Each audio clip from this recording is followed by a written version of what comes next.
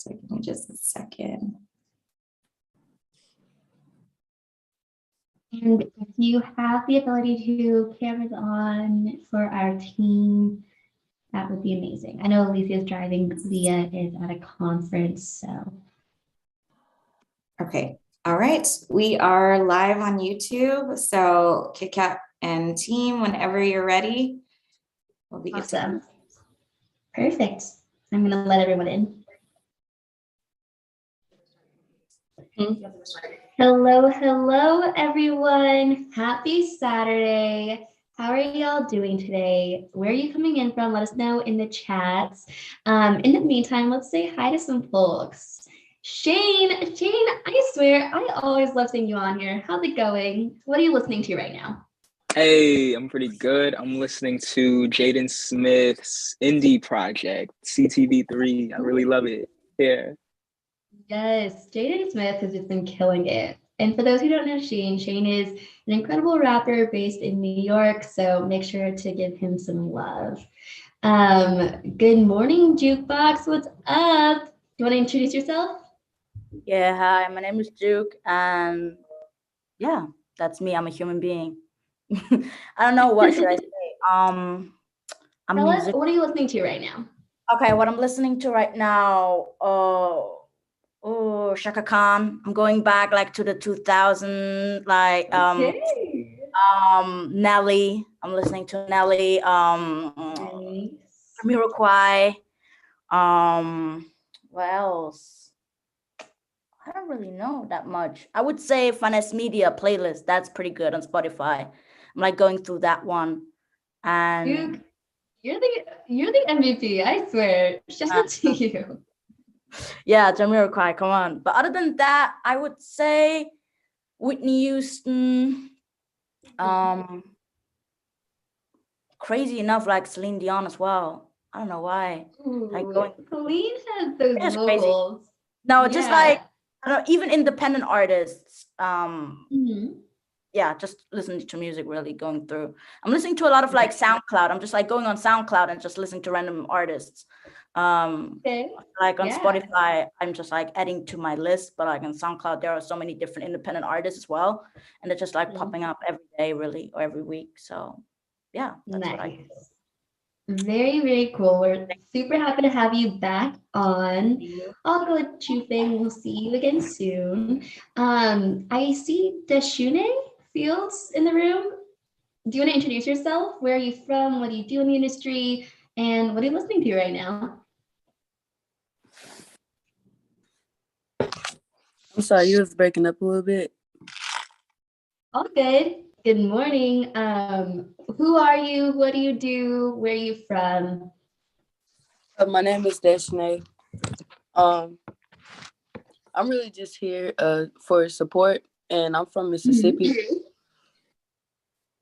Nice. Well, we're super happy to have you on. And shout out, who are you here to support right now? Tammy. Ooh, shout out to Tammy. Tammy is one of our awesome hosts of this event. So awesome to have some love and support from, you said Missouri, Mississippi? Mississippi. Mississippi. Well, awesome to have you on. Let's see, who else is in the room? Louise? Do you want to introduce yourself?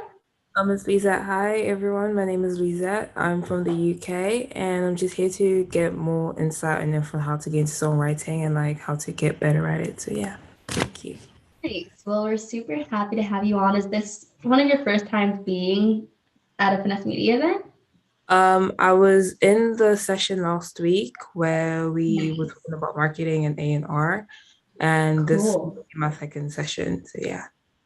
Awesome. Well, we are super happy to have you on, and I'm personally happy to meet you. So awesome. Janel. Ooh, Janel, introduce yourself, girl.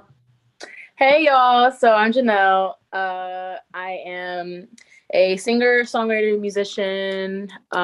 Hey, y'all, stop blowing up. Anyway, I'm a singer, songwriter from the East Coast. I am based in Philly currently, but I'm moving to New York tomorrow, so I'm so excited. Congrats. Yeah, thank you. So But yeah, my manager is a finesse intern. Her name is Sage, and she is so insanely talented. And every single person at Finesse Media has just shown nothing but love and genuine support for me. So I'm super happy to be here and always here to support Finesse. Always happy to have you on, Janel. We'll say hi to just a few more folks while we're out here. Let's see, Alexander, do you want to introduce yourself right now? Hi, what's up? My name is Alexander Ivory. I'm from New York, but I'm currently in DR. It's a pleasure to be here. I'm just here to learn, soak up all the detail I can. Thank you for having me. Awesome. Of course, we're happy to have you on. Welcome in. Kaylee, it's been a while since we've seen you, girl. Want to say hi? Hi, everyone. Hi, everyone. I'm Kaylee, singer, songwriter, producer. Really happy to be back. I've had health issues for like a while, so I'm really happy to feel good enough to be here. Excited to meet you all and learn. Well, we are happy to have you back on and so happy to hear that you're feeling better.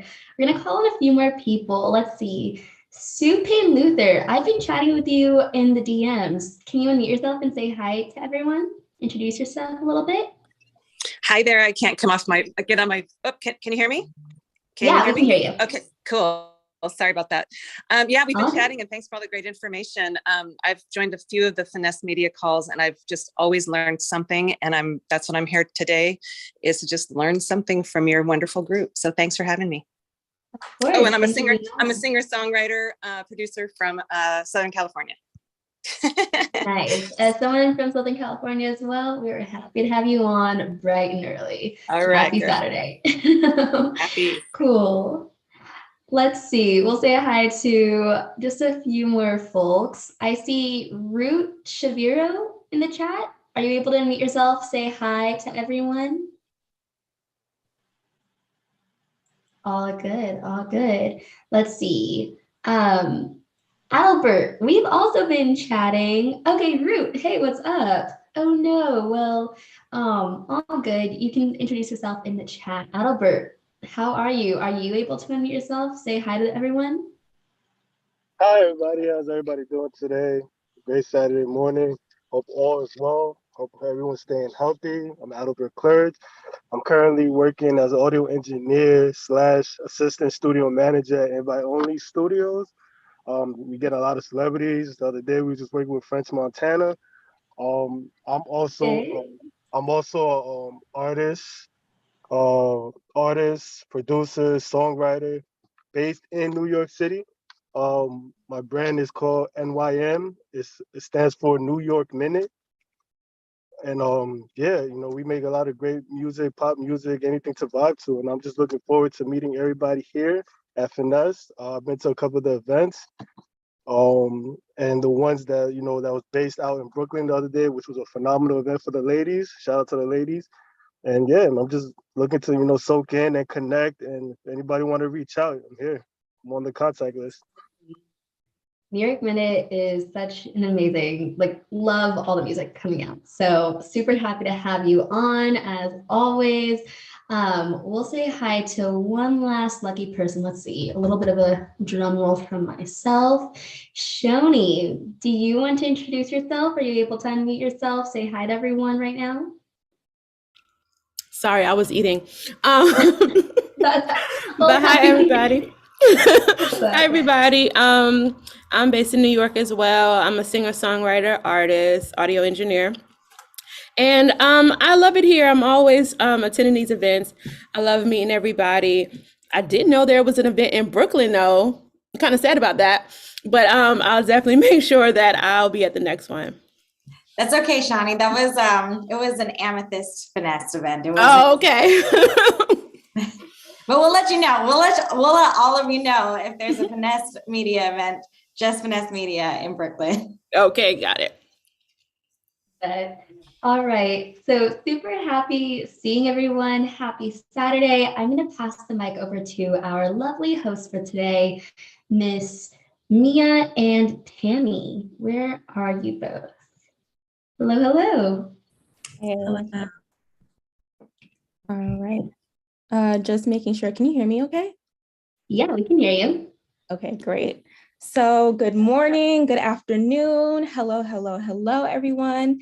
Thank you all for coming back to another one of our Saturday specials, Penning Perfection to be exact. My name is Mia Asobo, and I do creative marketing with Finesse Media. Y'all, I'm super excited to be hosting this event with you all today. Our panelist has all the experience, all the insight, all the tea. She's about to spill it all, and I'm so excited. But before I go ahead and formally introduce our acclaimed songstress, I'm going to go ahead and pass the mic to my amazing co-host. Hi, everyone. My name is Tammy Henderson. I'm an artist marketer for Finesse Media, and I'm super excited to be co-hosting this panel today with Mia. When it comes to a song's composition, it's a no-brainer that lyrics serve as one of the key components in coming up with a great song. And having a catalog of quality pieces is key to finding success in the industry, whether you like to write for yourself or for other talented artists. It's important for us to provide quality information to our community so that our independent artists and music industry professionals can better immerse themselves in their crafts. Luckily for us, we have a guest who is no stranger to the ins and outs of songwriting, and I'm super excited and honored to be meeting with her today. I'm going to pass the mic back to Mia so that she can officially introduce our panelists. Okay, thank you so much, Tammy. So allow me to formally introduce the one and only Jeanine Smith. Okay, she's a 3-time Grammy nominated songwriter, and she's been in the game since the early 2000s. She's been killing it with Anthony Hamilton, prolific producers like Rock Wilder, 88 Keys. And actually, this is Jeanine's second time with Finesse Media. She's pretty hip to us already. She was here for our Music and Tech Summit last year. So with that said, Jeanine, we are so excited to have you back. How have you been? I've been great. Thank you for having me. I'm so inspired to see everybody here, and congratulations to people who are making moves and people who are taking steps to become who they know that they've always been on the inside. I'm just excited. I'm excited. So you guys let me know what I need to do, where I need to start. I've got 10 tips about songwriting that we're going to go over today. And if you guys want to take notes, you can. Otherwise, there is a PowerPoint available that maybe will be on the screen at some point. But ultimately, I'm just excited and ready to get started. So do I start, or you guys have questions? However we're going to proceed, I'm ready. Yeah, no, we have some questions for you. We actually wanted to get to know you a little bit more. I did give a rather boiled down version of your career history. So would you be able to give like a brief tell-all about your journey as a songwriter? Yes. So my journey started in Chicago. Actually, it started when I was attending Clark Atlanta University a long time ago. A young lady by the name of Shamora Crawford told me I had a radio-friendly voice, and she was actually signed to Shakespeare, who worked with Candy, who did a lot of the early Destiny's Child records. And this was right after, you know, Say My Name blew up and Destiny's Child was already on. So it was kind of a big deal that she said that. And she took me to the studio one day and I recorded my song, and I was like, I got to get out of here. I'm never getting a job.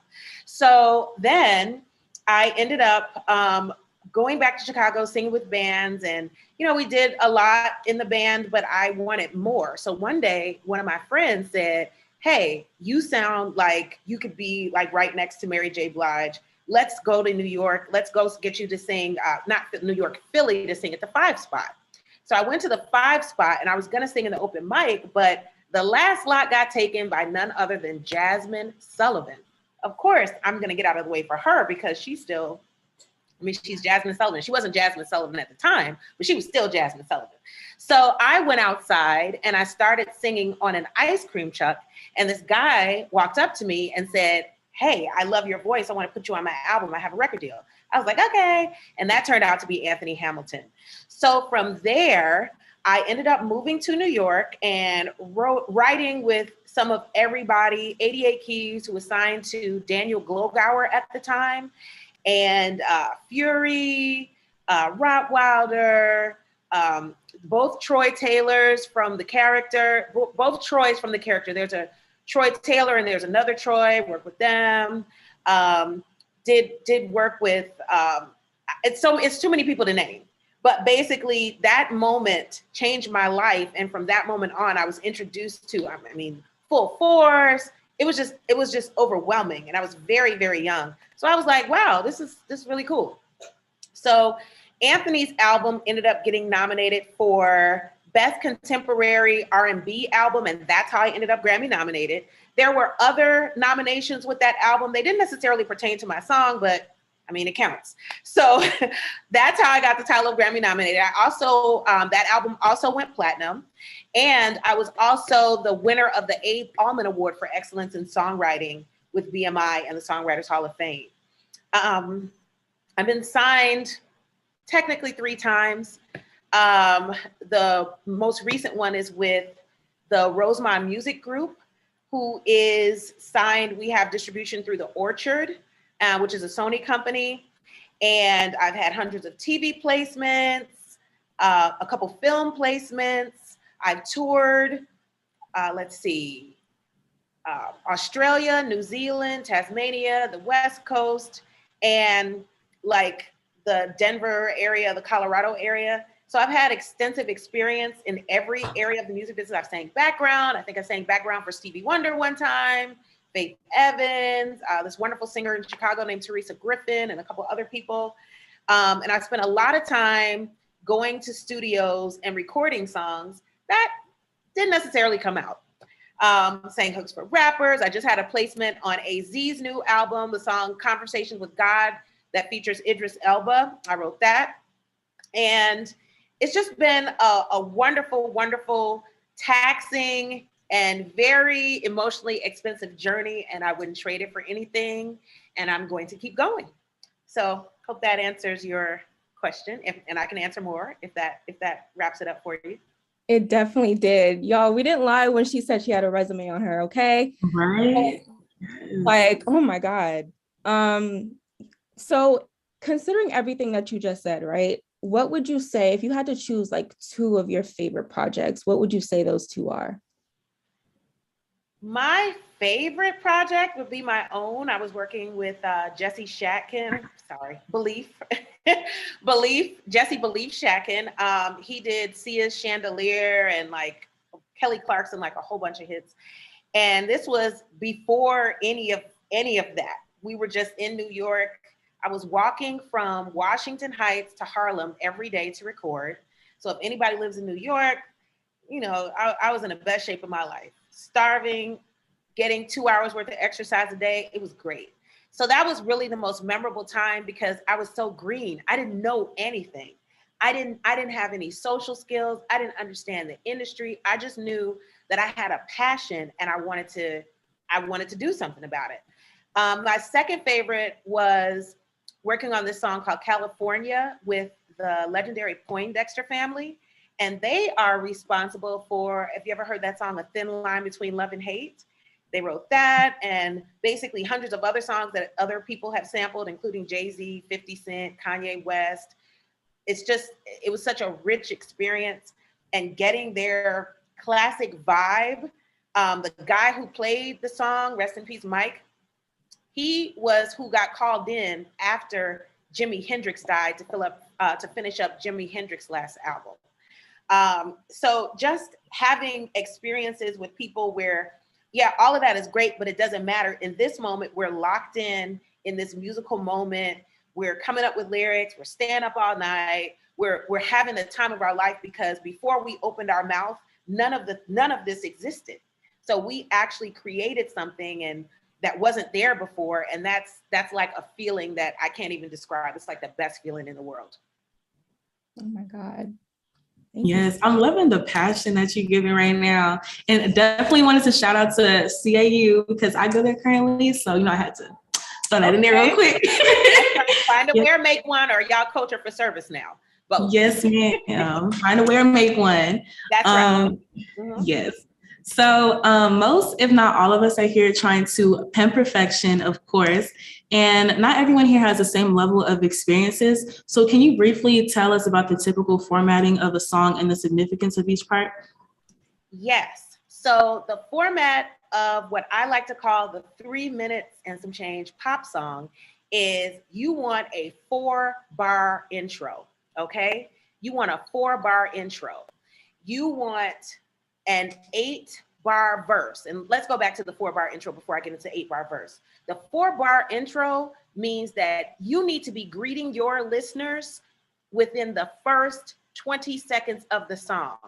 These days, people who really are trying to hit, you need to be hidden. You need to be saying something catchy or clever within the first 7 seconds of the song.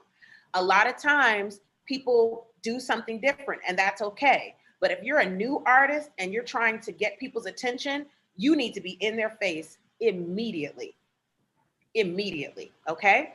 So the 8-bar verse means that your verse needs to be clever, catchy. I'm of the opinion that the verse and the hook should both be fun and interesting. Meandering melodies are great. Your phrasing, it needs to sound like a conversation, but that 8-bar verse, then you go to your 4-bar pre-chorus, which could also be a 12-bar verse, all right? But just know that those 12 bars are crucial.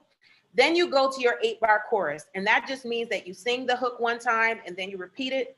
Then you go back to your 8-bar verse.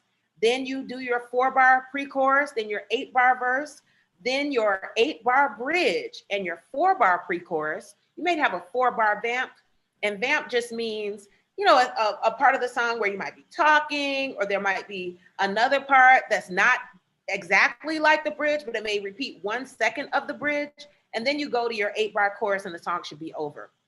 But basically what you have to understand, the most important part of everything I've said is you have less than 10 seconds to get the person to buy in. So generally, if your producer is handling business, okay, you're gonna have something to work with. There are a lot of hits that I was listening, I was like, so who actually started this? And I got all the way back to Smokey Robinson, Shop Around. I have my speakers hooked up, I can play a little bit of that if that's all right. But I don't know if you guys are gonna put this, I don't know if it'll go on YouTube or whatever, so I don't wanna get flagged, but just know, Smokey Robinson, Shop Around, it starts within the first, it starts literally 1 second in the song. The chords drop and he's talking, all right, he's singing. All right, Pharrell, Drop It Like It's Hot, first 4 seconds, somebody is talking, okay? Destiny's Child, Say My Name, hits immediately, all right? Pusha T's new song hits immediately, all right? There's never, Run This Town, Jay-Z, Rihanna, and Kanye, hook immediately. So you don't want to put yourself in a situation where you're thinking, yeah, I like this beat. Well, your audience might not like it and they don't know you.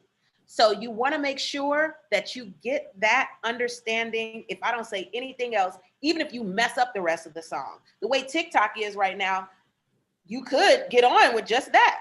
But ultimately, you wanna make sure that you are clear about that first 4-bar intro. Another thing you wanna be clear about is your verses need to have rising action. So if you start the song with something similar to your hook and then you go to your verses, if your verses are flat and then your hook is not leading up to something exciting, you're not full chest voice, singable with your hook, that's not gonna work either. So you wanna make sure that your song goes like this, all right? Your song goes like this. If your song is going like this, throw it out, okay? Just throw it out. And as far as your hook goes, a child about age 4 should be able to sing it back to you. If a kid can't sing it back, that means that you should probably think about something that people are gonna remember. It's okay if you don't, because there really are no rules, but we're talking about competitive writing right now, and the goal is to get the song stuck in people's heads. If a child can't remember it and they don't have bills, they're not worried about anything, only thing they have to worry about is that song. If they can't remember it, you might want to think again. Okay?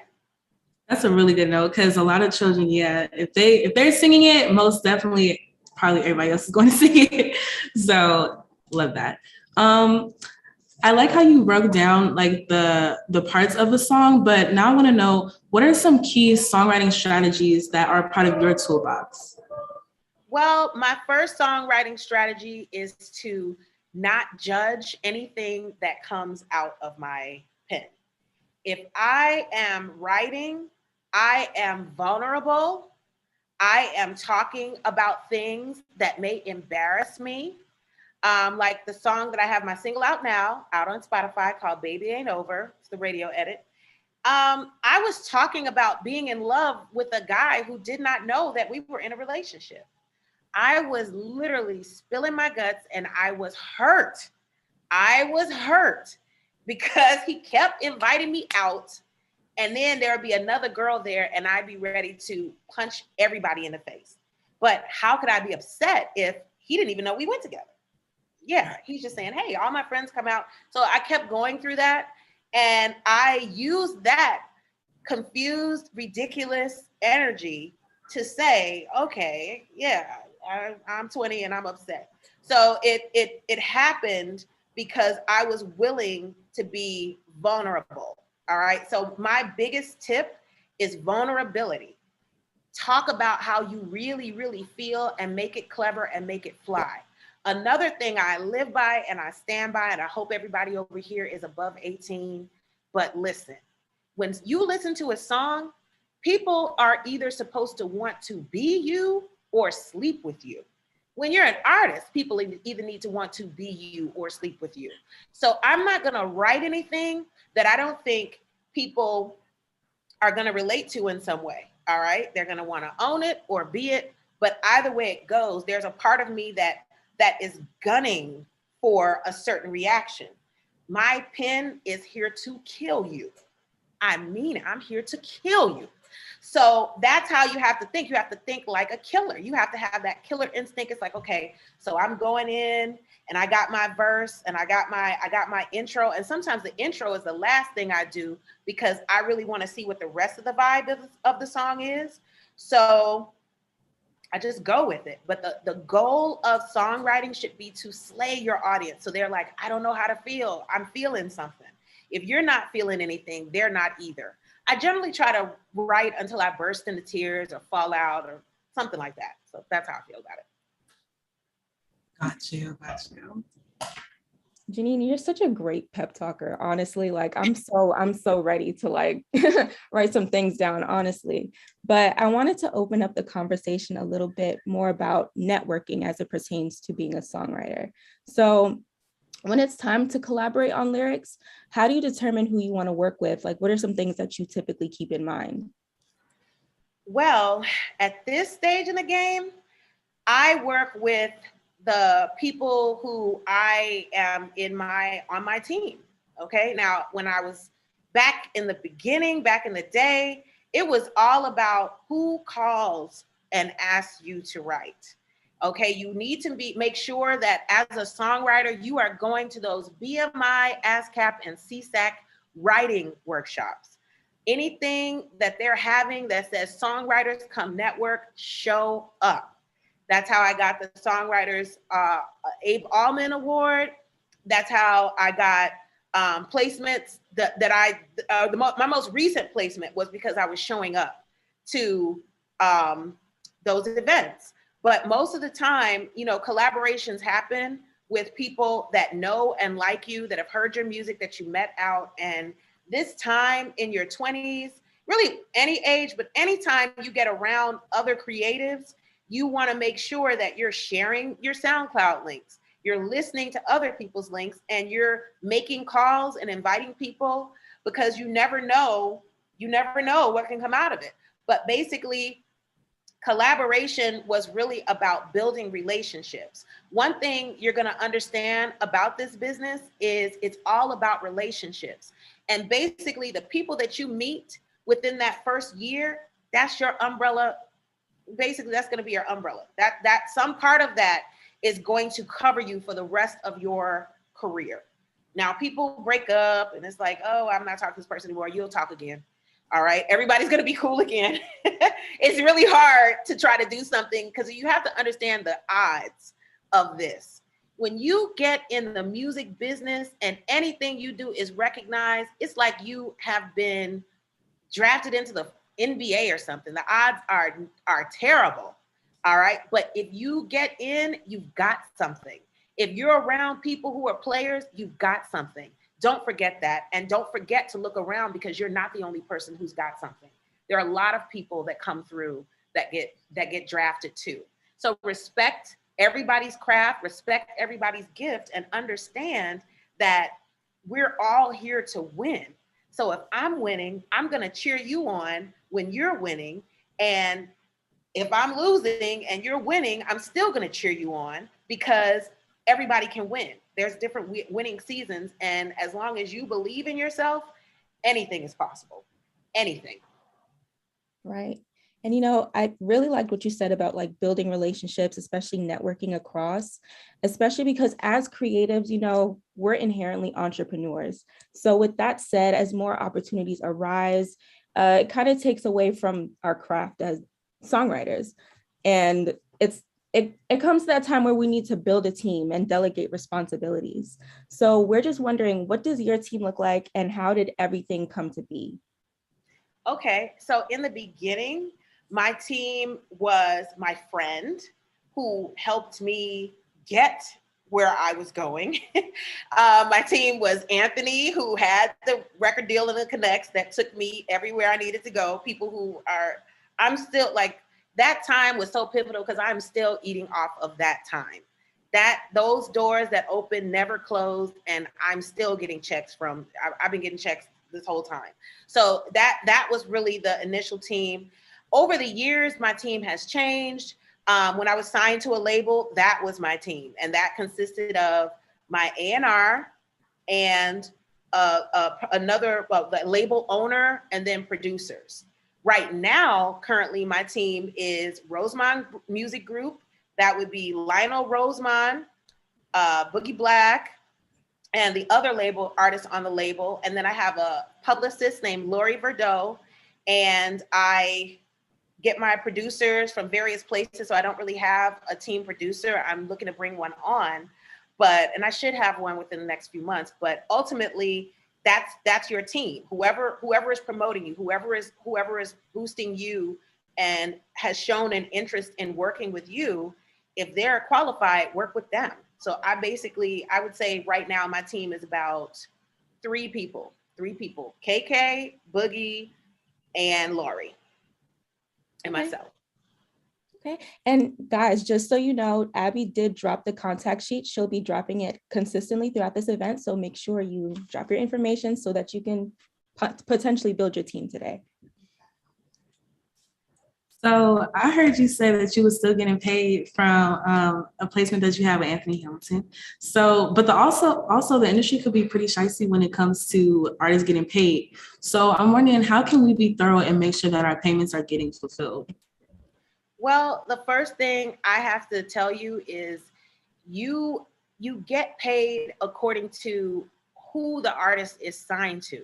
Like, I've done tons of songs, I've gotten tons of writers' fees, but if the song doesn't come out, it's no royalties. You're not going to expect royalties. You get royalties when you get a record that comes out and becomes a catalog record. All right. So that's basically, and you want to make sure that when you sign off, you negotiate, you open up a publishing company. I'm getting paid because I got a publishing company through BMI. And I said, this is the percentage of publishing that I own, and this is what I will be paid. And there it is. So you got to open up your publishing company. And you really, at this stage in your life, the most important part and the biggest key to you getting paid is your BMI, ASCAP, or CSAC registration. If you're in the UK or any other country, there are comparable organizations, but ultimately it has to be that. All right, so copywriting a song, that's not going to get you paid. What gets you paid and what gets you registered is CSAC, BMI, and ASCAP. Now, you can definitely hire a lawyer. I hired a lawyer, and I made sure that I put the money in a McDonald's bag. So when I told the story years later, it would sound fly like this. But ultimately, yes, you get a lawyer, you pay them cash, you put it in a bag, so you can always remember to tell other people to get a lawyer, pay them in cash, and you will. I did that, and I had my check before the album started charting. I got paid. So it's just a matter of making sure that you have a clear understanding of the percentage of the song that you own, your split sheets. Now, some people act real strange about split sheets. If you're working with somebody cool that you like, know, and trust, you will have a split sheet and you will know what percentage of the song you own before the song comes out. As far as shady stuff, yeah, it's shady stuff, But I would say this, and this might be an unpopular opinion. If you know that somebody is in a position to put you on and they're being shady, pick your battles. Pick your battles. You can, and I've done this, I'm telling you, because I already did it. I already made this mistake. I was already bossy and mouthy and evil when it came to maintaining control of my publishing. So it's like, pick your battles. Do you want to be liked and worked with, or do you want to be respected, feared, and ostracized? It's up to you. All right. And I've been both. And I'm still here, but ultimately pick your battles. That song that you're getting screwed on might make you an in-demand star. It might cement your legacy. So pick your battles. Everything is not about money. Sometimes it's about being able to follow up with the people that you are getting work from at that moment. All right. And if they're on a higher level than you, chances are they're going to get some of your publishing, whether they wrote a note or not. Okay. Okay, so we picking our battles and we working with people that we trust. So I hope y'all are taking your notes, because she's telling y'all how to get that coin and get that bag. So get into it, okay? I know that you are the founding CEO of Sorority Records, which is a Web3 metaverse music industry biz. And I want to know if you can explain some ways that Web3 will provide more opportunities for compensation. Absolutely. Web3 is basically the evolution of the internet. Web 2, which is the streaming, YouTube videos, TikTok, Facebook, Instagram. The evolution of that is the NFT. And think about the artist who started with not only Spotify, but Instagram and Facebook and MySpace. Generally, people were able to build careers off of being early adopters. The NFT game is no different. I would strongly recommend going to learn as much as you can about NFTs and putting yourself amongst a community, okay? A DAO, a decentralized organization, all right? Get on Twitter and see who is tweeting about NFTs. Shout out to Lady Day. I hope I'm pronouncing your name right, Lady Day X. Yes, ma'am. Day. Close. Yes. On Twitter, being a boss. Okay, link up with her.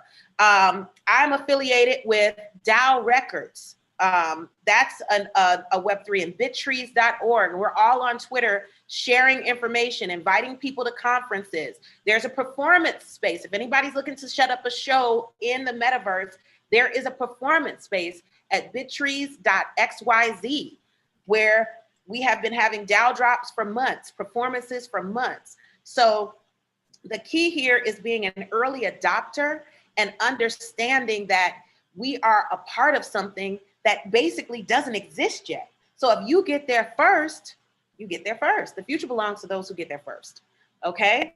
So if you want to sell an NFT and you don't know how, go to rocky.com, ROCKI.com.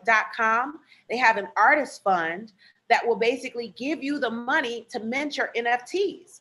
And from there, it's a matter of getting into that ecosystem, learning how to promote it, routing people to your page, and getting a clear understanding of the fact that no, it's not where it needs to be. No, Spotify is not going anywhere, but you have a better chance of collecting more money if you learn how to use the NFT realm to your advantage. And that basically goes with metaverse shows and dropping your NFT and having people come to your show and posting it on Twitter and keeping in touch with the community. Okay? Got you. Yeah, I'm so glad you actually spoke about that. I was actually going to ask you about how to stay on top of industry trends and if there are any other resources that you could provide.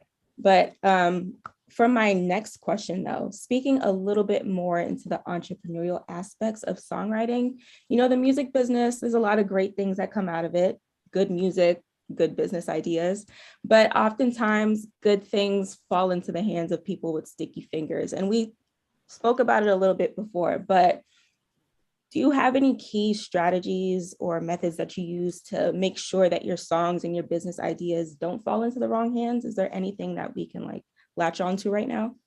Yes, I use something called asymmetrical warfare.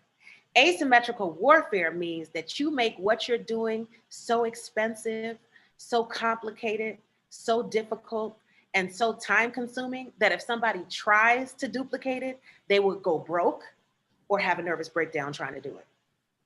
And that's why I firmly believe that. You have to understand that this is a very competitive business. You are not going to stand out singing. You're just not, okay? You have to be a bigger than life personality. You have to be connected to bigger than life personalities, and you have to make things look bigger than they are. And you cannot do that without spending money, period. You either need the people who are going to have the expensive equipment or the money to create it yourself. So when people try to duplicate my ideas, they run out of money. They're gonna run out of money. And I mean it, they're gonna run out of money. So if somebody wants to do what you do, pay for it. That's right, pay for it. Your strength is songwriting, stay in the studio. Your strength is music videos, make them extravagant. Always have your wardrobe and your makeup on point. Get your clothes together. Get your backgrounds together. Like that girl, what's her name? FKA Twigs. Oh yeah, she gave the girls a run for their money, didn't she? Because every video she put out, there was no mic and a light. It was no sitting on top of a computer. It was no dress. It was pyrotechnics and a big deal and all of this eccentricism. And we didn't know what she had going on, but we knew that if we tried to do it, it was going to be 20K or more. So that's really the secret to keeping people out of your business. Now, somebody bigger than you can do it, but nobody's really excited about the copy when they find out who the original is. So always make your stuff complicated. It's just asymmetrical warfare. People cannot duplicate what they cannot afford. And you can use everything to your advantage when it comes to that. Everything. Every person, every outfit, every camera trick, every editing trick, every makeup artist. I mean, the sky is the limit when it comes to making things look bigger than they are. Every partnership, every retweet, use everything, leverage everything. And do not think for 1 second that you are not in a competitive business. Know that you're in a competitive business and act like it. Okay? Exactly. Go big or go home at this point, right? Yeah. Right. Thank you so much, Jeanine. So basically, this concludes the final part. Well, not the final part, the first part of our agenda here today. But just to make sure that everyone's energy is still all the way up, if you feel like you've taken some good notes today, can we unmute our mics and give Jeanine a hearty whoop whoop? Woo woo! Yes. Okay. Thank you. Of course. So now that Tammy and I have asked all our questions, we're going to segue into our Q&A. So if you have any questions, you can raise your hand by using the reactions button and we'll be sure to get to you. Just make sure. Kingston, I see your hand. Hello, how are you? Good, how are you? Good. I am a singer-songwriter from Los Angeles, and I had, let's see, my notes question regarding, just one moment. Oh, so I was wondering how you deal with writer's block,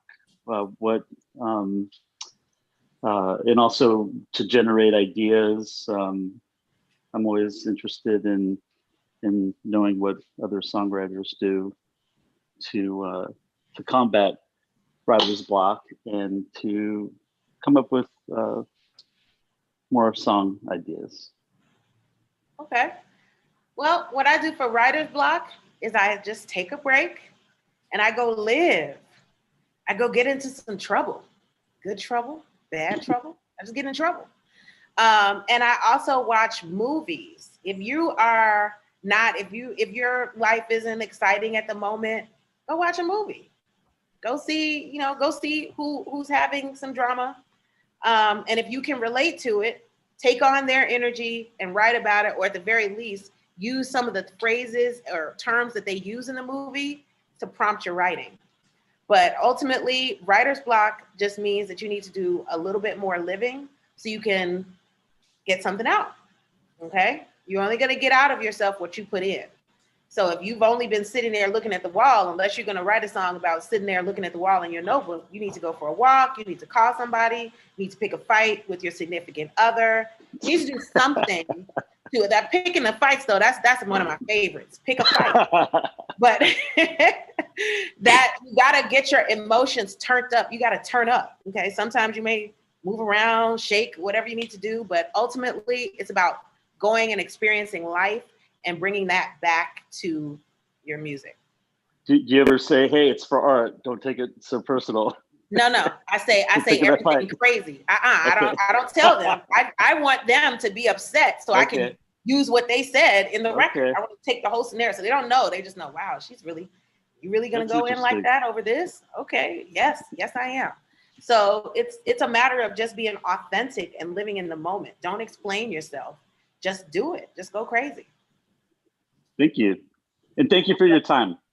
My pleasure. A lot. It's my pleasure to be here. My favorite thing is writing music, writing songs and lyrics particularly. Mine too. Thank you. I can relate. Thank you. Lottie, did you want to ask a question? Yes, I was very excited for this talk. So thanks so much for being here. My question is, I just want to hear more about how you got into Web3 with music NFTs and how you founded your company and what you're looking to do in terms of expanding that. Sure. So I actually got into Web3 because I always attend business incubators. One of the big secrets about being an entrepreneur is business incubators, business accelerators, and always putting yourself around people who are successful. So I met someone on Clubhouse, Jonathan Mannon of TF Labs. If you guys are looking for a business incubator to go to, I highly recommend Jonathan Mannon. Jonathan Blanco and TF Labs. Just look for TF Labs on Clubhouse or TF Labs on YouTube or just Google it, Instagram, TF Labs, Jonathan Blanco. But that's how I got into Web3.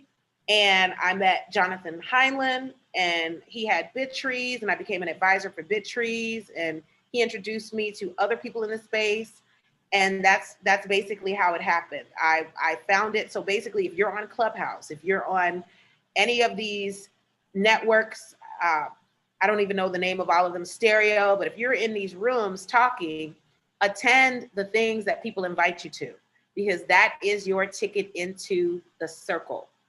And I know that this used to be stuff that happened in person, but the pandemic, and I would also suggest move to New York or LA.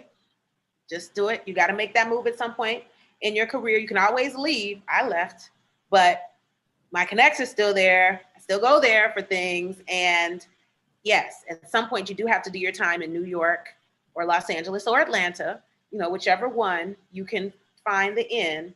But that's kind of how all of that happened in terms of the Web3. As far as starting my company started, oh my gosh, my company has been around for a long time. I released a record called Rent Money in 2006, and I was selling the CDs on the train, okay? Oh, wow. So I've been doing sorority records for a long time, and sorority records is basically, I have seen how the music industry works, and I know that while men are in charge, women come up with all the ideas. Women are the people who make it crack. And the men have the power, but the women are if the men are the powder, then the women are the plug. So I always said I wanted to contribute to that. And I want to make sure that when I get into that position, I want to help other young ladies get through this, because the music industry, I'm still in therapy. I'm in therapy. I hope everybody goes to therapy, because if you are constantly listening to what people have to say about you and what you are presenting, you could possibly lose your mind. You could lose it. So I wanted to create something for women. Okay, everything is for men. This is for women. And that was basically the point. And it was initially called the Sparkle Network. And I threw an event. BMI was so sweet to me, even though I was just a bad kid. I was so bad. But they let me throw an event there, and I did not know anything about promoting it. It was the Sparkle Network. So then I went out to lunch with somebody the next day. I was like, I don't understand why nobody came to my event. She was like, well, you didn't promote it. You didn't make any flyers. I was like, oh, flyers. That's nice. I should have did that or whatever. So the person was famous too. So it was really ridiculous. So I had a famous person show up to nobody but me. It was so nuts. I had no idea, but I tried, right? And I failed. And what came out of that is I realized that the Sparkle Network was not as fly as Sorority Records after going to lunch with someone who told me I should have made flyers and how about the sorority? And I said, no, it's going to be Sorority Records. So that was basically how Sorority Records started. And I've kept it going over the years because Sorority Records and having a company allows you to run money into your life and pay less taxes on them because we're entrepreneurs, right? Well, I've started getting paid for doing a whole bunch of things. Jingles, commercials, video editing, animations, metaverse consulting, artist consulting, business consulting, marketing. So I was able to use all of those tools and run them through my company and get paid. So that's kind of how Sorority Records evolved. And where I see it expanding, I see it expanding into the owner of a metaverse that sells digital land and throws shows. I love that. And I'd love to talk more offline because I work for a music NFT company. So I feel like there might be some partnership possibility there. Definitely. I will definitely inbox you. Thank you. Mm-hmm. Thank you for your question, Lottie. Kaylee, did you have a question that you wanted to ask? Yeah, thank you so much for everything that you've said. I'm shook every time you speak. It's amazing.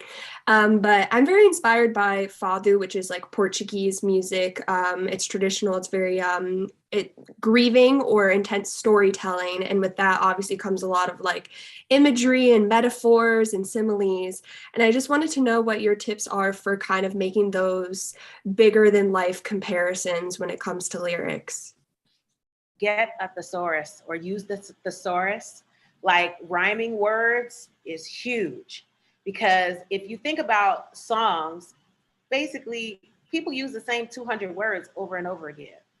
You don't want to be like those people. You want to throw a word in there that's kind of fly. And the way to do that is if you're writing and you're going to say, I need sleep. Well, what are the similes? What are the synonyms for sleep?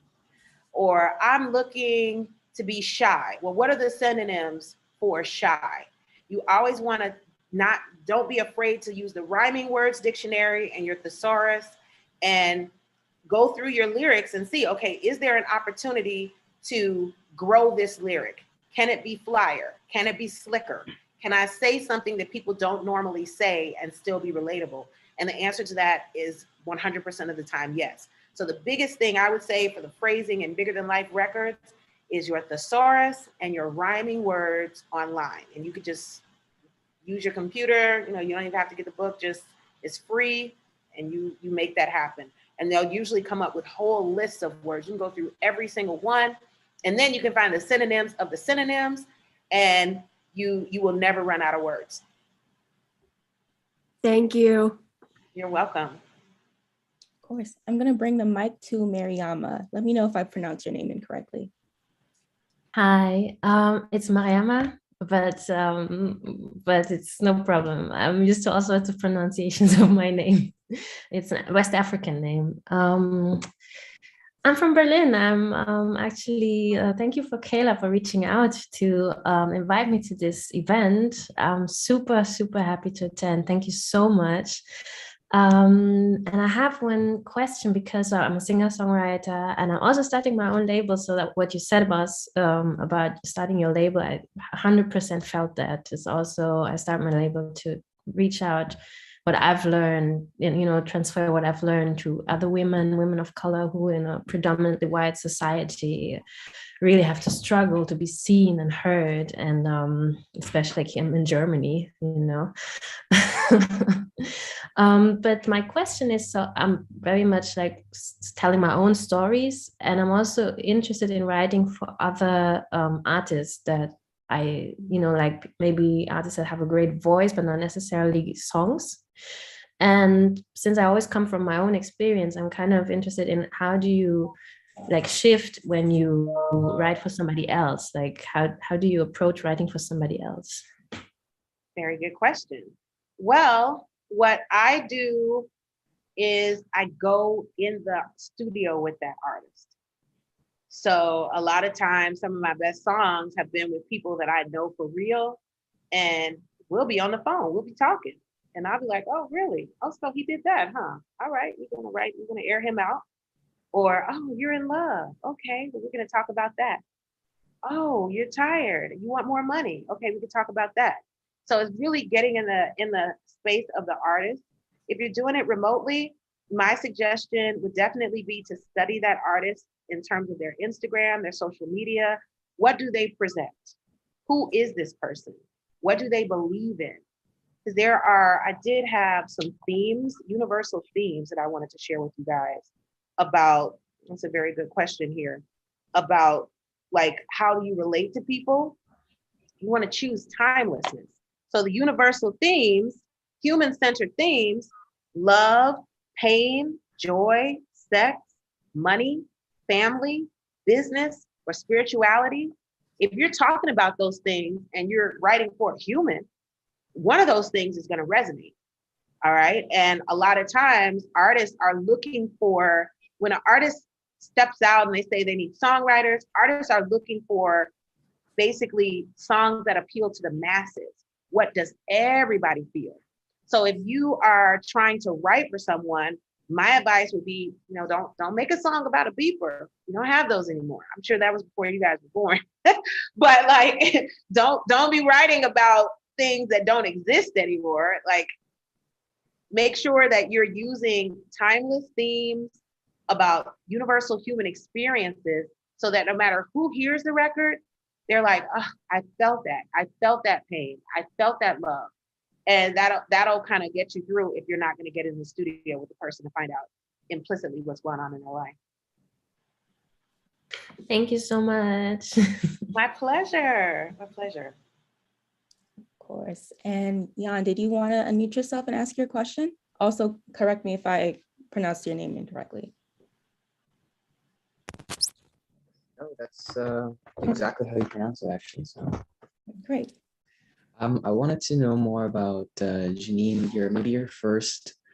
Do you remember the first moment that you felt validated as a songwriter, where perhaps, we as dreamers, we always dream big, but we always run into self-doubt and self-sabotage. But I'm wondering, could you recall a moment in your career, perhaps at the very beginning, where you felt this sort of powerful internal/external validation, and that gave you this feeling like, oh, actually, like, I'm going to do this, like it's gonna happen?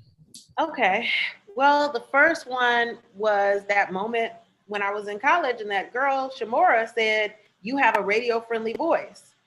I believed her.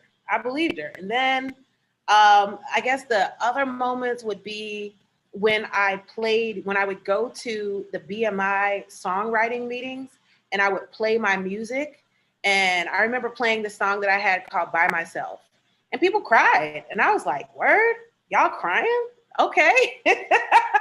I might have figured something out here.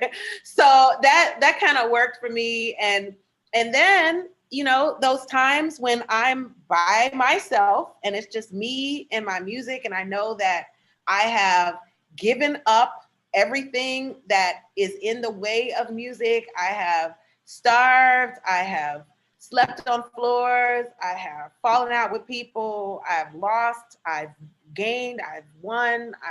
When I'm just in that moment, that the validation that I feel is that I'm still doing this. In spite of all of that, I'm still here. So the external validation, that I'll tell you, that really comes when you see something that you've done being promoted on a mass scale. That really helps.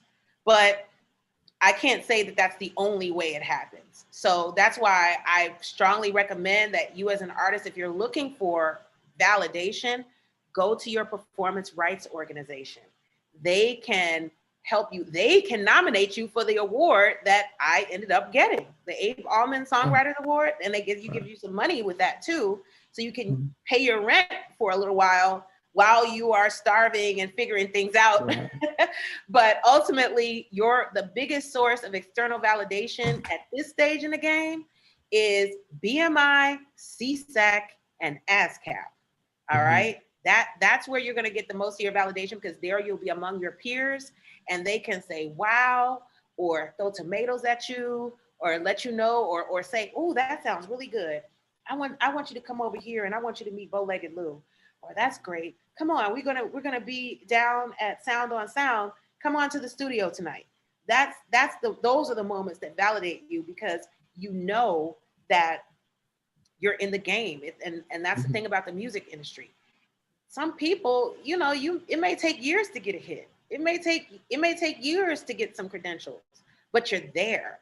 And that's what matters. Just stay there. Just tie a knot at the end of the rope and keep holding on. That was a really good question. I just want to squeeze in one more question, if that's okay, Kit Kat. Okay, Janel, do you want to ask your question? Yes, hello, my name is Janel. First off, I just want to say thank you so much. The last bit that you said about asymmetrical warfare really shocked me at first, not gonna lie, but it was so, I don't know, it just hit me and it really stuck with me. And so originally I had a question that I was gonna ask about vocal layering and how you layer in your hooks and all that and how you push along a song. But really now I want to talk about the fact that regardless of having a team, my experience of being a songwriter has been pretty lonely, especially the fact that I've never been in a session or a room with another woman, other than for the first time, my manager this past week came with me, but like an actual creator or a musician or a songwriter, producer, engineer. I'm usually the only woman in the room, outnumbered by men. And I know that's going to happen for a while, but I want to know how you deal with and navigate the loneliness and the anxiety that comes along with it, because up until recently, like, again, you said you go to therapy. I started therapy 4 months ago, saved my life. And I felt like I would dissociate, honestly, when I was just in certain sessions, because I just couldn't take the pressure or just like the comments and the feeling that there's always an ulterior motive. And I want to know what your experience has been with being just a woman in this cutthroat industry and being in these spaces where you know that you're just like outnumbered in a way. Very good question. So what I do as the only woman is I grow fangs and claws, and I will kill you. I will kill you. That's my mentality. I will kill you. And I know that is that may not be proper, but you have to understand that if you're in the room with wolves, you need to turn into a shark. If you're in the room with sharks, then you need to turn into a bigger shark. Like if I'm surrounded by narcissists, I'm gonna narc you out. Okay. There's no way you're going to be able to, you have to be able to match energy, basically. So if a man, let's say a man wants to objectify me, we all going to jail. We're all going to jail. We're all going to jail. All of us are, we're all going down. We're all going down. But that's the way it has to be. But that's the way that it has to be. And yes. I'm glad you're confirming this, because I've never outwardly talked about it. It's just like an internal fight that I've just figured out within myself, and I know how to conduct myself, and I know how to read people and match energy and still not lose myself. But at a certain point, especially in just the more meetings that I'm taking and moving, like I said, I'm moving to New York on Sunday, tomorrow actually. And it's just, thank you. And it's just really, it can get nerve-wracking when you know that there's just an ulterior motive, and it's just like, I'm just here to write.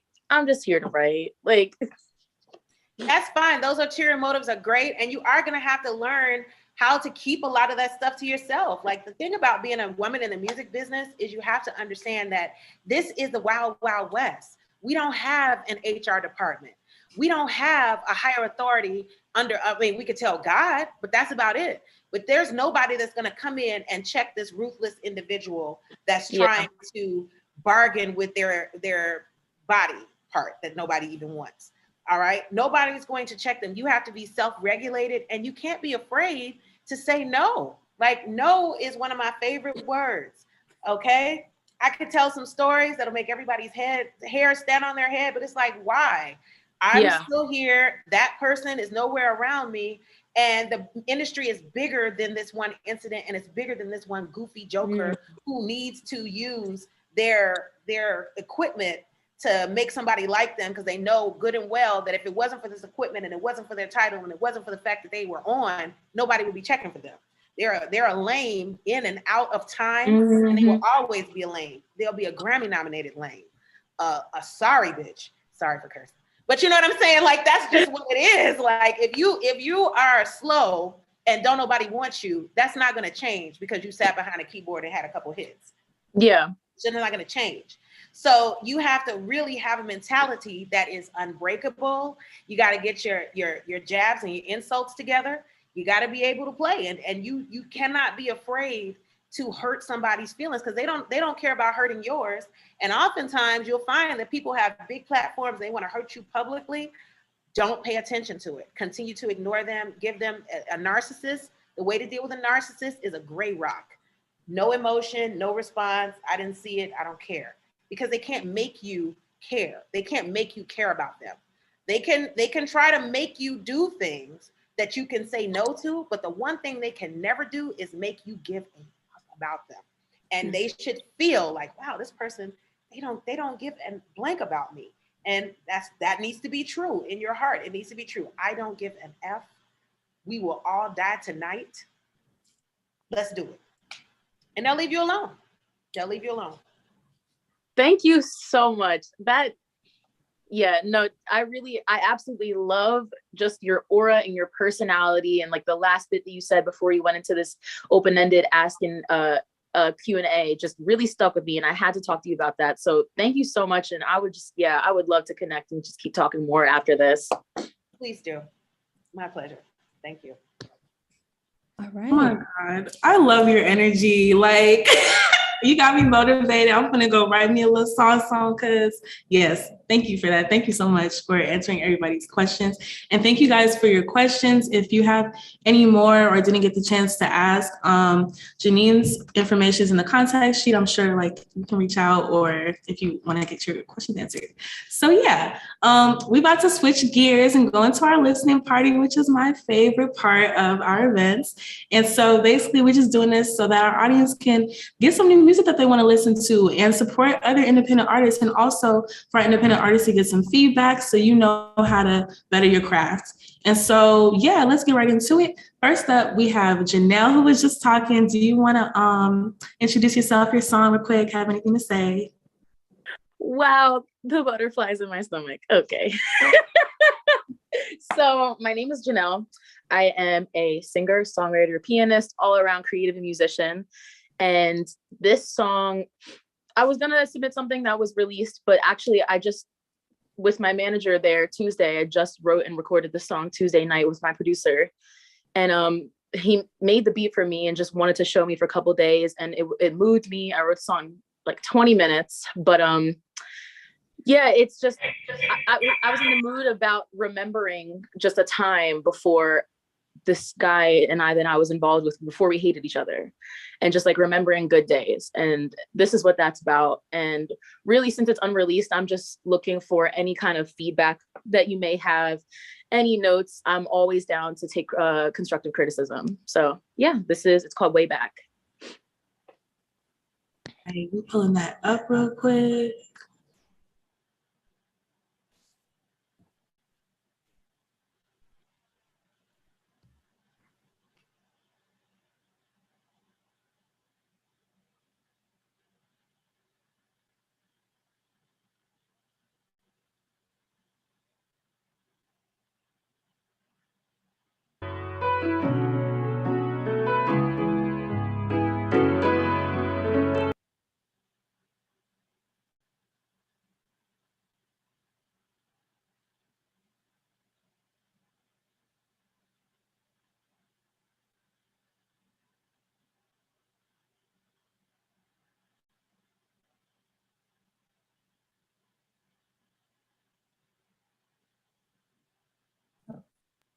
Sorry, technical difficulties.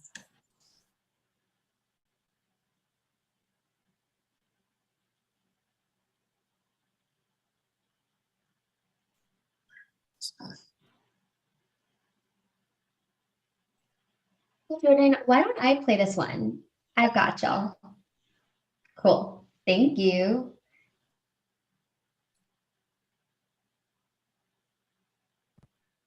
Cool. Thanks, y'all. Are y'all enjoying this session so far? Like, did you learn something cool? I saw everyone taking notes. So awesome. The listening sessions are such a great way for everyone to learn about cool new music, to get great feedback so y'all can implement any feedback that you hear into your songs.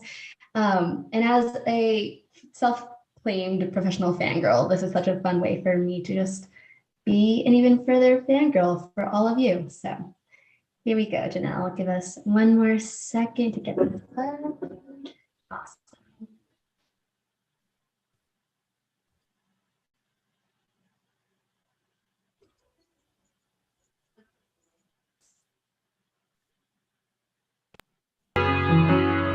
Take me back, away back, take me back, away back, yeah.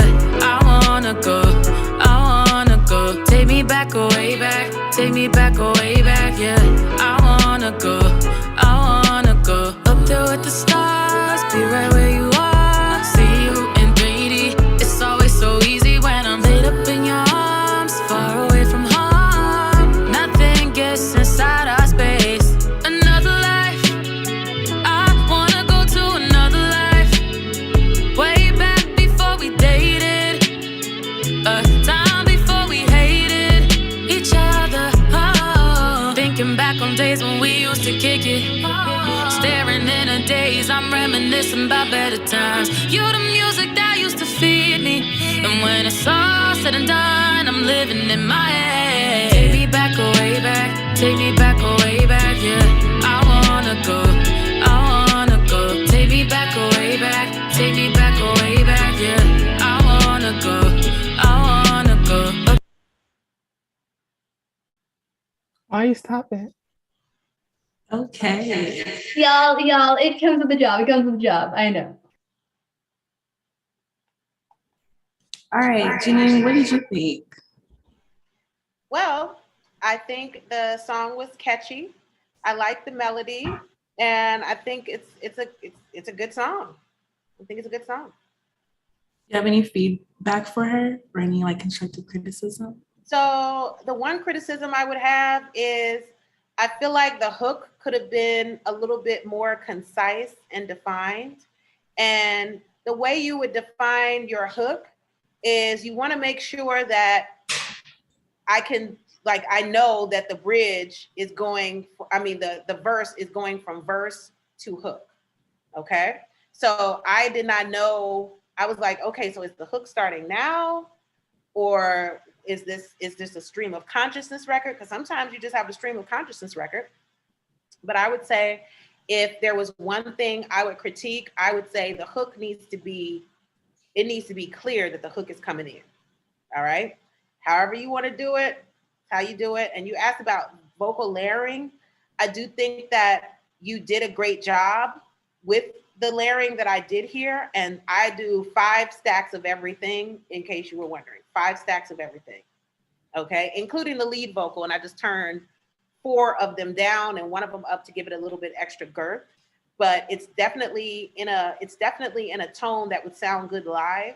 You want to make sure that you don't make your song so low in register that when you sing them live, it sounds like this, so you had a good tone with that.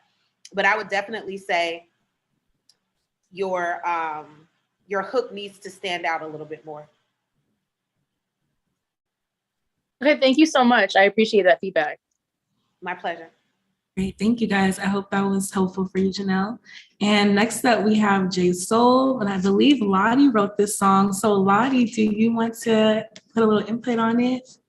Yeah, so this is a song by an artist named J Soul, and I wrote it with him in the studio. He's from the UK, but he had come to LA, and so I had worked with him there. So It's called Free. I would love to know what you think because I'm supposed to be working with him again in the summer when he comes back. So any and all feedback would be great before I link up with him. All right, we have Free by Jason.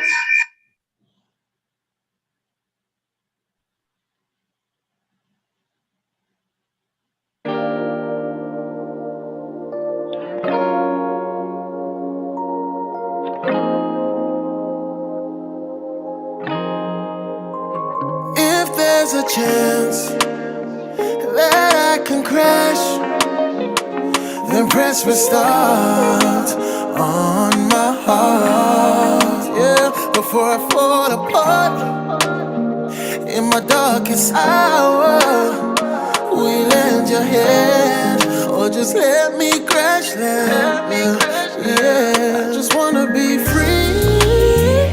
I gotta be free. Don't say you love me. Take time to show me. Hey, I just gotta be free. I gotta be free. Take time to show me or set me free. Got me. Thanks for playing it. All right, what do you think, Jeanine? I love it. I like it. I like the hook. I like the way the hook, that's a perfect example of rising action. So he was staying here and then it went all the way. It went there. I appreciated that. My only critique would be like, I don't want to sleep with him. I don't want to sleep with him. But I like the song. And I'm just keeping it real. I'm just telling you the truth. I don't want to sleep with Jay Oh Soul. my God, that's I funny love as the hell. song. I will listen to the song. I will listen to the song. I will listen to it. I like it. And again, I'm not a mean person. I'm just telling like my raw, honest No, opinion. for sure. I appreciate it. Male songwriters, yeah, sometimes you kind of want people to be like throwing draws or whatever. So that's not a draws throwing song, but I would listen to it. I like it. And I definitely like the hook. Also, I could see people sampling that song in the future. A lot of times people write songs and they end up being part of other songs. So because that hook is so strong, you can definitely expect somebody to sample that later. I love that. Oh my God, that's so dope to know. Thank you. Thank you for the submission, Lottie. Next Okay. up, we have Queen Mars. Queen Mars, are you in the building? Hi, how are you? I'm good. How are you? Good. So this song is from a project that I'm about to release actually on Wednesday. So the concept behind it is that I was really inspired by Tara's Whack Whack World, where she released an album of 1-minute songs. And so this song is only a minute long, so it's a little bit more like not traditional as far as the song format, but it's also like inspired by my astrological birth chart. And so this project, or this song is like my rising sign placement of Sagittarius. So yeah, curious to know you guys' thoughts.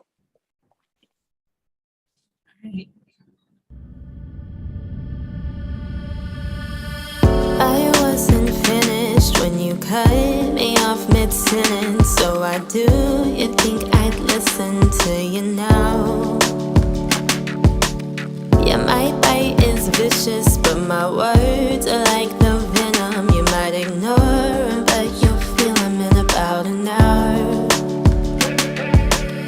I didn't come to fight, I only wanted freedom, but you held your pride. Now I won't hold my tongue, so I count the minutes, watch you smile and go the distance, 'cause I know your time is ticking, ticking down. Yeah, who are you kidding? We both know that you won't win this, so you cling to the illusion of your crown.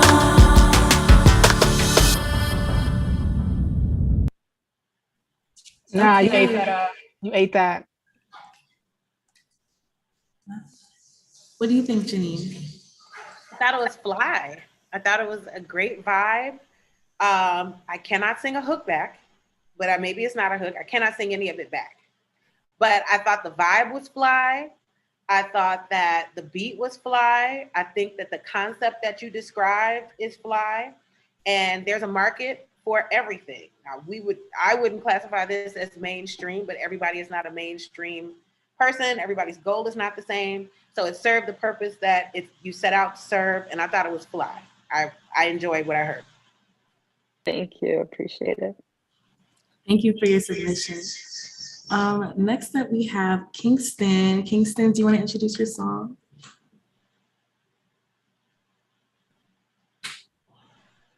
Hi, how are you? Thank you, Finesse, for the opportunity, and also to Jeanine for your time and for your feedback on my song. It's about gentrification. It's called Sweet Angel. She makes the money, and he counts the funny faces all the way to the bay. Living the dream, dreaming the life so long, can't say goodbye. And sometime when they meet, they frolic, dance through the street as they infill onward and upward.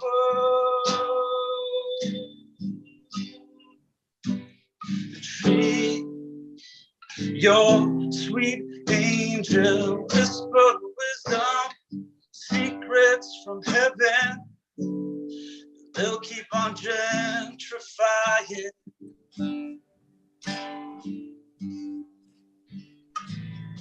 They'll keep on gentrifying. Until her whisper becomes fated. So come on, come get your $6 tomato. Don't forget your pour of a coffee. No. How's about a $9 taco down? Grand Central Market. Mark it down, mark it down, mark it down, down, down.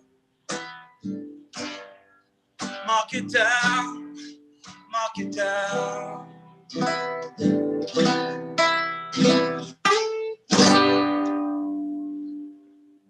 Encore, mark it down. There's more. That was just the first couple verses and chorus.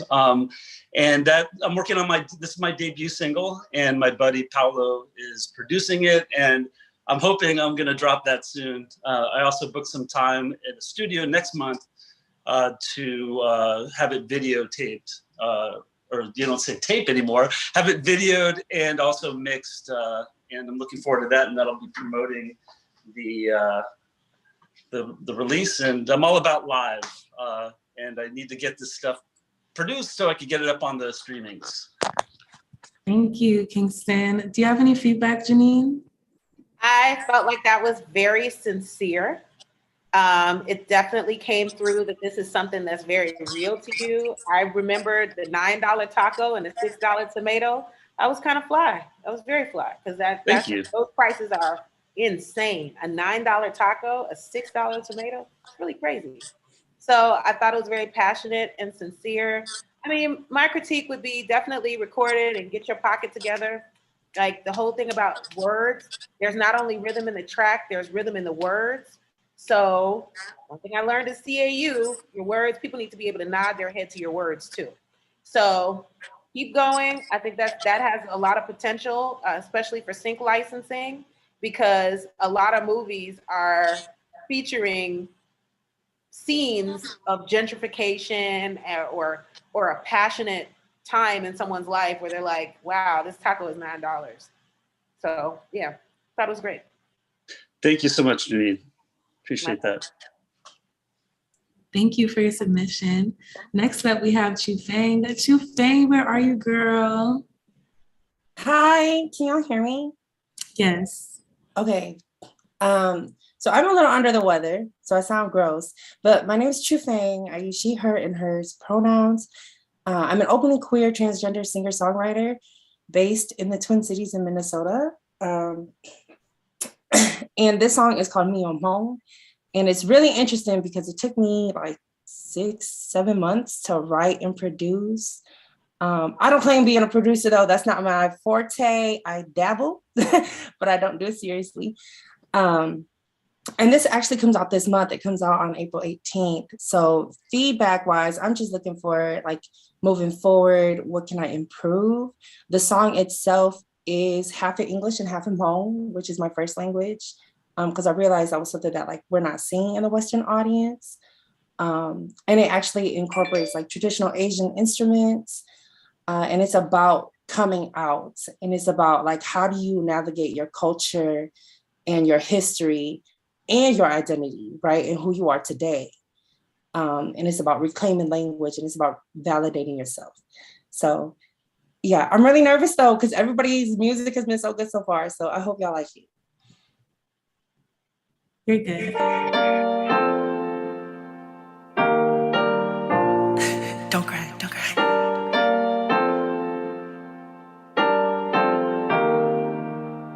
I remember all the stories, I remember all the tears, I remember every lecture. You gave to me my history, you gave me all the finest clothes, gave to me what I needed the most. Early morning, later nights, talking about what the future holds. Gentle reminders to never let my life go. You said to me, warning,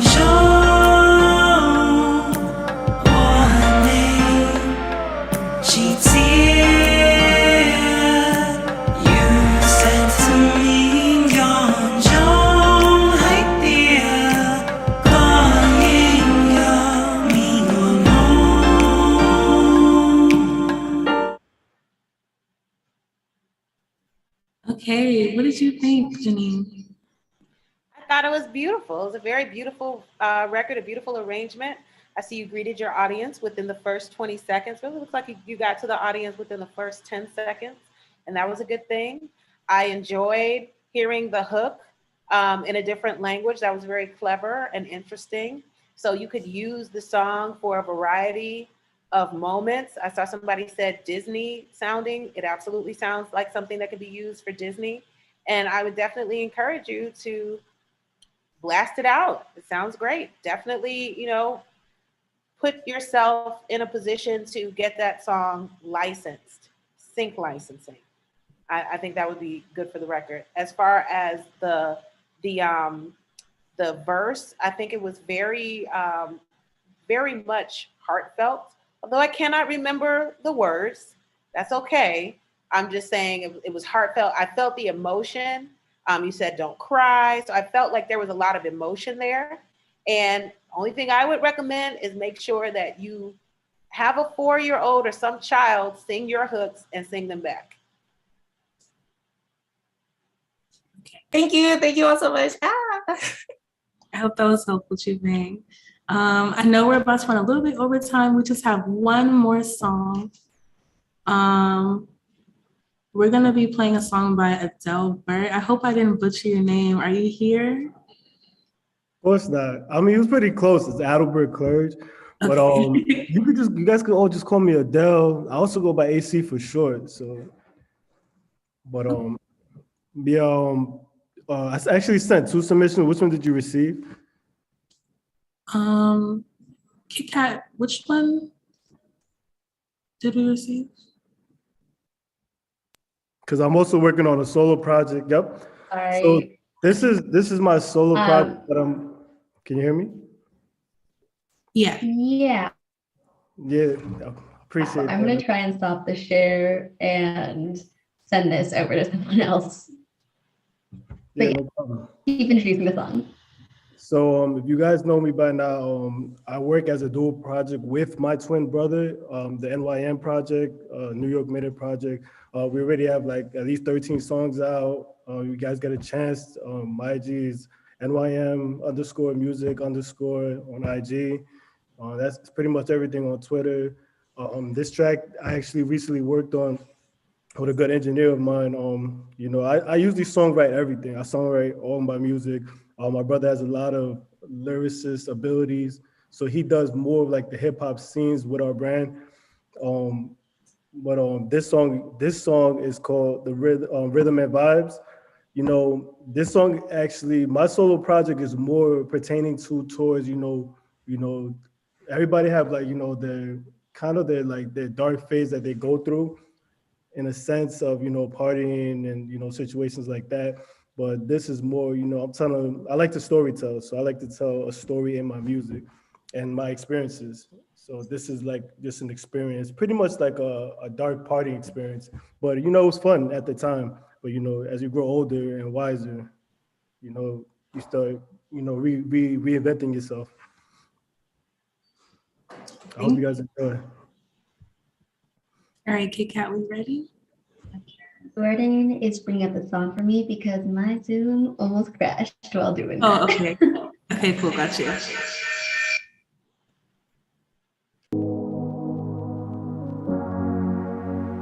Show me what's the reason that you're single when you're lonely. Show me what's the reason that you're single when you're lonely.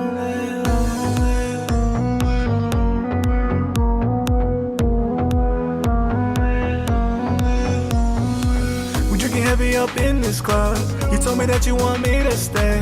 I'm not worried about getting home. Just know that I'll find a way. And now we dancing up in this club. And your body up all on me. Can I be the one you want? Just tell me how you wanna play. So that I can't get enough. So that I can't get enough. So that I can't get enough. So that I can't get enough. I'm drunk and I'm dancing. I'm feeling alive. This music diffuses the stress that's inside. I've been waiting so patient to see you tonight. Let's just move to the music, the rhythms are right.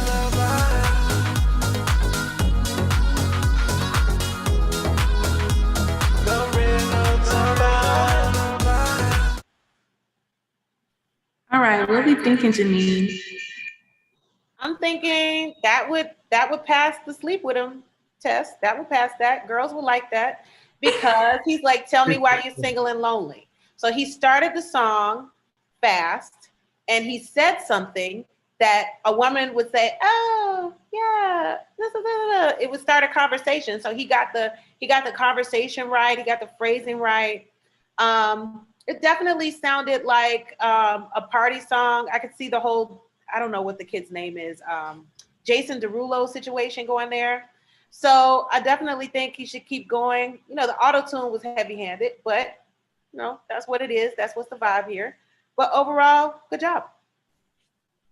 Thank you. I appreciate your insight. And please don't be a stranger to the studio that I work at, Invite Only Studios. Stop by. I would love to chat again. What's the name of the studio? It's Invite Only Studios. Invite Only? Yeah, the owner is Angelo. He also goes by Doc, but yeah, stop by. It's a good vibe. Okay, definitely. Thank you. Thank you so much for your submission. I hope that was helpful. And thank you, Jeanine, for providing that feedback. And we're actually wrapping up now, but before I pass the mic over to Kit Kat, can everybody unmute themselves and give us a little woo woo if you enjoyed it? If you got some good Yes. Thank you guys so much for coming through. Mia, do you want to say anything before you pass it over? I just wanted to say thank you once more to Jeanine. This was such an amazing event. I loved all the questions that were asked and I loved all the submissions that were submitted as well. So yeah, all good things have to come to an end. So we've met our time. With that, I'm going to pass things over to Jordan to announce our next upcoming event at Finesse Media. Awesome. Thank you for that. So for the rest of April, we will be having a marketing event, which is next Saturday, and then we'll move into music supervision, and then end the month with a Web3 safety event. So look forward to all of that. Thanks, everyone. Awesome. And with that, I want to quickly say again, thank you, Jeanine. Again, everyone give Jeanine a round of applause. Seriously, this was such a great event. You have such great light. Thank you so much for taking your Saturday and joining us and showing us about how to write dope music. I also want to give a big shout out to all of you for being here, for you choosing to spend your time here. You're investing that time and energy in yourselves. And I can't wait to see how you continue using this to grow your own careers. And finally, big, massive woo woo to Mia for hosting her first ever event at Finesse Media. Unmute yourselves, give her a woo woo, please. Woo woo! And another shout out to Tammy for hosting this as well. So with that, thank you as always. Have a happy rest of your Saturdays, and we'll see you next week for our Marketing 101 panel.